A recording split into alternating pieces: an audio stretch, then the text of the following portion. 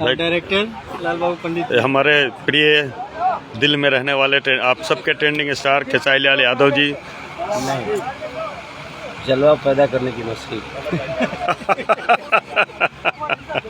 हमारे बहुत प्यारे टीचर हैं। हम लोग बदनसीब हैं कि जब हम बच्चे थे तो ऐसे टीचर हम लोग के जीवन में नहीं थे। आपका प्यार होंगे है भी तो शायद हमारे पास वो कैपेबिलिटी नहीं थी कि हम पढ़ सकें।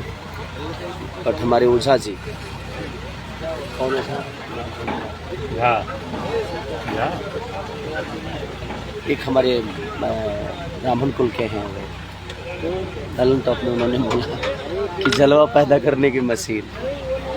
अब सबके शिष्य हैं हम लोग, हम ऐसा कोई मशीन नहीं है।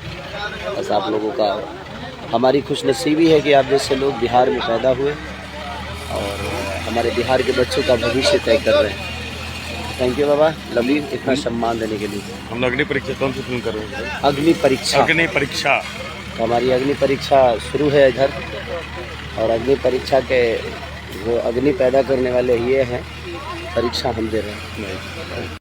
लव यू भाई, लव यू, थैंक यू भाई। कोई हमारी ट्वीट है यहाँ,